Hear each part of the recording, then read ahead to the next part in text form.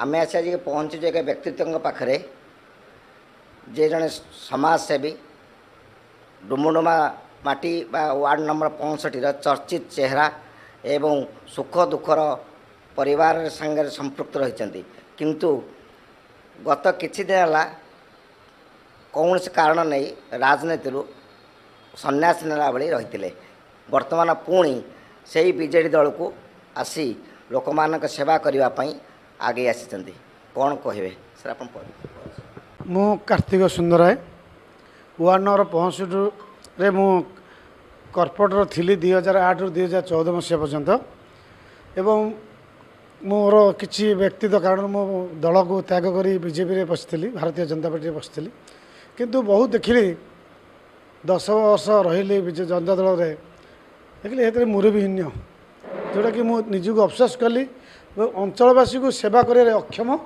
प्रकाश कली अंचलवासी मोटू मत किसी सेवा पाए वंचित हेले तेणु मु दल को त्याग करी भारतीय जनता पार्टी दल को त्याग कली एवं विजु जनता दल में योगदान करी आज प्रत्येक घरे मु पहुँचबार सुजोग लाभ कर 10 वर्ष धरी कॉर्पोरेटर थिले 65 नंबर वार्ड बीजेपी तरफ तापर कौन है जे पुणी बीजेपी के आपणे मु प्रथम बीजेडी थी वर्तमान आसवा कारण है भारतीय जनता पार्टी ये मुरबीहीन अच्छा आम ओडिशा शाखार कौन मुरबी ना कि जनसेवा कर कौन आकांक्षा नथिबारु मु मोर अंचलवासी को से सुविधार वंचित कराइली तेणुक जनसाधारण इच्छा शक्ति और जनसाधारण सुविधापी मु फेर पुनर्बार बीजेपी की आसिली किछि दिन आप देखा जनसेवा निवृत्त रही पुणी से बीजेपी त्याग करी से पुराना माँ आपन कोड़े नहीं आज्ञा सत यहाँ सत्य सत मु फेर पुनर्बार बीजेडी आसवा कारण है नवीन बाबूंकर सुशासन आज समस्त घर घरे बुली अच्छी जनसेवा कर राजनेता थे कौन बर्तमान जे आप वार्ड बा डुमुडुमा मासी आप सुख दुख साथी पूरा लोक देखी सकाल आसी संध्या पर्यटन सेवा कर वार्ड प्रति कौन आप जनसेवा भविष्य आशा रखी हाँ डुमुडुमा अंचल 65 2008 रु 14 मसीहा भर जी कम रोड हो लोक मान सहयोग विषय हो सानिटारी विषय हो लाइट हो जहाँ होता 10 वर्ष किसी त्वरित हो पारी ना वर्तमान जो कॉर्पोरेट अच्छे से किसी करना वर्तमान कॉर्पोरेटर अच्छा सी जेहेतु गोटे पंचायत मिशिका नूतन मिसी सी पंचायत ध्यान रखी देउछन जहाँद्वारा डुमुडुमा हाउसिंग रोड 5टी गली अवहेलित होती लोक मैंने यू 3 किलोमीटर जावाई दुख प्रकाश करें कम थे सी मुह को मारी रही जाऊँ किसी दिन आप निरवता पर आप फेर जनसेवा करेंगे जनसेवाटा राजनेता हे ना नाई से जनसेवा रहा चेष्टा करेंगे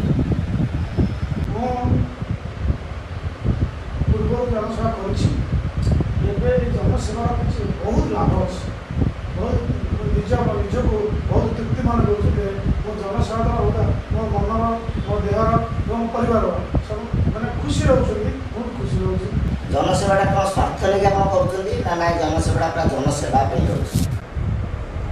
जनसेवा ये जनसेवा एक महान पुण्य काम जीवन में जब किसी कम करती जनसेवा ही करते यह प्रत्येक मनुष्य गोटे महान दिवस बोली भावना जनसेवाटा फेर भविष्य राजनेता है कि आम कर्तव्य है प्रत्येक लोक संगे दुख सुख साथी हाँ लोकटी बुझी न पड़ा विषय किए कौन मो आधार कार्ड पारि किए कौन मोर रेशन कार्ड कटी कौटी की जी किए कौन मो भत्ता किपर प्रदूषण भत्ता किपर पाइबी ये सब सुविधा पाई लोक मैंने आप काम कर आम सुचारू सरकारी जिन पहुँचाई प्रबत हो कार्य सहयोग कर लोक पाइपर दीर्घ दिन निरवता आपण जन थे चर्चित चेहरा गत निर्वाचन में जे वर्तमान नूतन कॉर्पोरेटर भाव में से बाछी नेता आपन को किसी ग्रहण करेंगे ना ना प्रत्येक इलेक्शन समय समस्त गणतंत्र राष्ट्र समस्त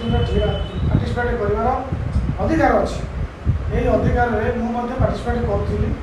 ମୁଁ ଡୁମୁଡୁମା 65 ନମ୍ବର ୱାର୍ଡ଼କୁ ନେଇକି ପାର୍ଟିସିପେଟ୍ କରୁଥିଲି।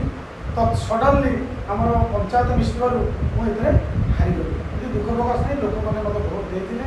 ମୁଁ ବିପୁଳ ମାତ୍ରାରେ ଡୁମୁଡୁମା ଅଞ୍ଚଳରୁ ମୁଁ ଜିତିଥିଲି, କିନ୍ତୁ ପଞ୍ଚାୟତ ହିସାବରେ ମୁଁ ହାରିଗଲି।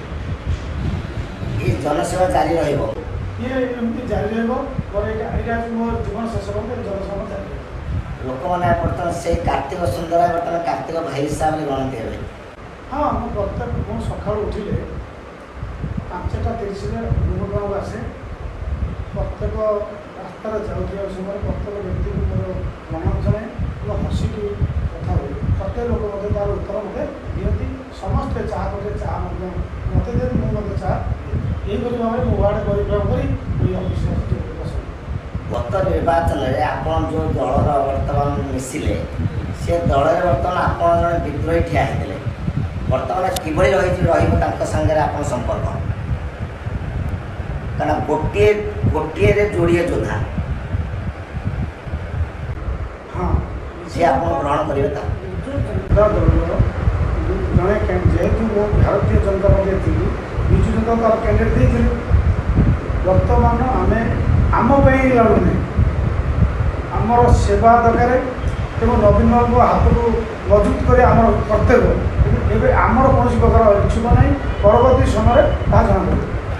25 ବର୍ଷ ଜଣେ ନେତା ଓଡ଼ିଶାକୁ ବର୍ତ୍ତମାନ ସମ୍ଭାଳିଛନ୍ତି। ଲୋକ ପୁନର୍ବାର ଫେର ଆପଣ ସେଇ ଦଳରେ ମିଶିଛନ୍ତି। ଏ ବର୍ଷ କ'ଣ ଲୋକ ମଧ୍ୟ ସେଇ ନେତାଙ୍କୁ ବାଛିବେ ବୋଲି ଆପଣ ସିଦ୍ଧାନ୍ତ ନେଇଥିଲେ କି? ବର୍ତ୍ତମାନ ରାଜନୈତିକ ଉଷ୍ମତା, ବିଧାନସଭା ନିର୍ବାଚନ ମଇଦାନ, ବର୍ତ୍ତମାନ ନିର୍ବାଚନ ମଇଦାନରେ ବିଭିନ୍ନ ଯୋଦ୍ଧା, ଯେ ଆପଣ ଦଳର ଯୋଦ୍ଧା ଅନ୍ୟ ଦଳ ଯୋଦ୍ଧା ସହିତ ଲଢ଼ିପାରିବେ ତ? ମୋର ଯେତିକି ରାଜନୈତିକ ବିଚାରଧାରା, ମୋ ନିଜ ବିଚାର ଯେ ମୁଁ ପରୀକ୍ଷି ନେଉଛି ଯେ ବର୍ତ୍ତମାନ ଅଞ୍ଚଳବାସୀ ଦୁଇଟି ଦଳ ବର୍ତ୍ତମାନ ଆଗକୁ ଆସିଛନ୍ତି, ଭାରତୀୟ ଜନତା ପାର୍ଟି ଏବଂ ବିଜେଡ଼ି। କଂଗ୍ରେସ ତ ଓଡ଼ିଶାରେ କମ୍ ଅଛି। ଆମ ଭୁବନେଶ୍ୱର କଥା ପଡ଼ିବ ଯଦି ବିଜୁ ଜନତା ଦଳ ସର୍ବଶ୍ରେଷ୍ଠ ଆଗରେ ଉଚିତ ନ୍ୟାୟ ଦେଇପାରୁଛି। ଲୋକଙ୍କୁ ସୁବିଧା ସେବା ଦେବାରେ ସେ ସକ୍ଷମ ଅଛନ୍ତି ସରକାର। ଏଠି ବର୍ତ୍ତମାନ ଯିଏ ଯୋଦ୍ଧା ହେଇଛନ୍ତି ଆପଣଙ୍କ ଦଳ ତରଫରୁ, ସେ ଜଣେ ବରିଷ୍ଠ ମନ୍ତ୍ରୀ, ତାଙ୍କୁ ଲୋକମାନଙ୍କର କେଉଁଭଳି ରହିଛି ଆଭିମୁଖ୍ୟ? ଦୀର୍ଘ ଦିନର ବର୍ତ୍ତମାନ ସିଏ ବି ବିଧାନସଭାର ସଭ୍ୟ। ମୁଁ ଦଳରେ ଥିଲାବେଳେ କହିପାରୁଥିଲି, ଦଳରେ ନଥିଲା ବେଳେ କହୁଥିଲି, ଏବେ ମଧ୍ୟ କହୁଛି। ଆମର ଏ ଅଞ୍ଚଳର ବିଧାୟକ ଶ୍ରୀଯୁକ୍ତ ଅଶୋକ ଚନ୍ଦ୍ର ପଣ୍ଡା ମହୋଦୟ ଜଣେ କମିଟମେଣ୍ଟ ଲୋକ, ଯାହା କହନ୍ତି ତାହା କରିଛନ୍ତି। ଏ ଅଞ୍ଚଳର ଯଦି ପ୍ରକୃତ ଉନ୍ନତି ହେଇଛି ସେଇ ବ୍ୟକ୍ତି ପାଇଁ, ଅଶୋକ ଚନ୍ଦ୍ର ପଣ୍ଡା ମହୋଦୟ ପାଇଁ। ଏ ଅଞ୍ଚଳକୁ 80 ମସିହାରେ ହାଉସିଂ ବୋର୍ଡ଼ ନିର୍ମାଣ କରିଥିଲେ ମଧ୍ୟ 2008 ମସିହା ପର୍ଯ୍ୟନ୍ତ ପାଣିର ସୁବିଧା ନଥିଲା, ରାସ୍ତାର ସୁବିଧା ନଥିଲା। ଅଶୋକ ଚନ୍ଦ୍ର ପଣ୍ଡା ଯେବେଠୁ ମନ୍ତ୍ରୀ ବା MLA ହେଲେ ପାଣି ସୁବିଧା ତିଆରି କଲେ, ପ୍ରଥମେ ରାସ୍ତା ମଧ୍ୟ ତିଆରି କଲେ, ଦ୍ୱିତୀୟ ତୃତୀୟର ସମସ୍ତ ଇଲେକ୍ଟ୍ରିଫିକେସନ୍ ତିଆରି କଲେ ତଥା ମୋ ବସ୍ ସେବା ମଧ୍ୟ ପ୍ରଚଳନ କଲେ। ଡୁମୁଡୁମା ଅଞ୍ଚଳର ପରିଚୟ ଦେଇକି ତିଆରି କରିଥାନ୍ତି ମାନ୍ୟବର ବିଧାୟକ ଅଶୋକ ଚନ୍ଦ୍ର ପଣ୍ଡା। କେନ୍ଦ୍ରରେ ନରେନ୍ଦ୍ର ମୋଦିର ନାରା କମଳ ଫୁଟିବ ବୋଲି ସେ ବର୍ତ୍ତମାନ ପ୍ରଚାର କରିଛନ୍ତି। ଗତକାଲି ହେଇଥିଲା ରୋଡ଼ ଶୋ। ଏଠି ବର୍ତ୍ତମାନ ନବୀନ ନାରା 25 ବର୍ଷର ଶାସନ, ସେଠି 10 ବର୍ଷ ଶାସନ। କ'ଣ ରହିବ ଓଡ଼ିଶାବାସୀଙ୍କର? ବା ଆପଣ ନିର୍ବାଚନ ମଣ୍ଡଳୀ, ଆପଣ ଜଣେ ରାଜନେତା, କ'ଣ କହିବେ ଯେ ବର୍ତ୍ତମାନ 51 ବିଧାନସଭାରେ ଆପଣ ରାଜନେତା ହିସାବରେ କ'ଣ ଆପଣ ମତ ଦେବେ? ମୋଦି ଦିଲ୍ଲୀ ଦରବାରରେ ପ୍ରଧାନମନ୍ତ୍ରୀ ହୋଇଛନ୍ତି ଏବଂ ଏହି ଜନସାଧାରଣ ତାଙ୍କୁ ମଧ୍ୟ ନିର୍ବାଚିତ କରିଛନ୍ତି ଏବଂ ନବୀନ ବାବୁ ଓଡ଼ିଶାର ମୁଖ୍ୟମନ୍ତ୍ରୀ 25 ବର୍ଷର, ଏବେ ମଧ୍ୟ 6ଠ ଥର ମୁଖ୍ୟମନ୍ତ୍ରୀ ହେବାକୁ ଯାଉଛନ୍ତି। ତେଣୁ ଓଡ଼ିଶା ଲୋକମାନେ ଚାହୁଁଛନ୍ତି ଓଡ଼ିଆ ପୁଅ ନବୀନ ବାବୁକୁ ଭୋଟ୍ ଦେବାକୁ। ତେଣୁକରି ନବୀନ ବାବୁ 6ଠ ଥର ମୁଖ୍ୟମନ୍ତ୍ରୀ ହେବେ ବୋଲି ମୋର ଆଶା। ସାର୍, ଓଡ଼ିଆ ପୁଅ ଆଜି ପର୍ଯ୍ୟନ୍ତ କହିପାରିଲେନି ଓଡ଼ିଆ ଲୋକ। ଓଡ଼ିଆ ଅସ୍ମିତାର କଥା ମୋଦି କହୁଛନ୍ତି। ଓଡ଼ିଆର ଅସ୍ମିତା ବର୍ତ୍ତମାନ ବଞ୍ଚିବା ନିରର୍ଥକ ହେଇଯାଇଛି। ଯେ ପ୍ରକୃତରେ ଏ ଓଡ଼ିଆ ଅସ୍ମିତା ବଞ୍ଚିବ ତ 6ଠ ଥର ମୁଖ୍ୟମନ୍ତ୍ରୀ ହେବେ ନବୀନ ପଟ୍ଟନାୟକ। ହଁ, ଓଡ଼ିଆ କଥା ଓଡ଼ିଆ କହୁଛନ୍ତି, ସେ କମ୍ କହୁଛନ୍ତି, ତାଙ୍କର କମ୍ କହିବା ଅଧିକା ଭବିଷ୍ୟତରେ କାମ କରିବା। ଓଡ଼ିଶାରେ ଯେଉଁ ଭାରତୀୟ ଜନତା ପାର୍ଟି ଅସୁବିଧା କଥା ଉଠାଉଛନ୍ତି ସେ ଏପର୍ଯ୍ୟନ୍ତ ଓଡ଼ିଶାରେ ଗୋଟେ ମୁଖ୍ୟମନ୍ତ୍ରୀ ପ୍ରାର୍ଥୀ ତିଆରି କରିବା ଅକ୍ଷମ ହୋଇଛନ୍ତି, ଯାହାଦ୍ୱାରା ଓଡ଼ିଶା ଜନସାଧାରଣ ତାଙ୍କ ଉପରେ ଭରସା କରିବାରେ ନିନ୍ଦା କରୁଛନ୍ତି। ମୁଁ ମୁଖ୍ୟମନ୍ତ୍ରୀ ତିଆରି କର ତାପରେ ଓଡ଼ିଆ ଅସୁବିଧା ପ୍ରକାଶ କର।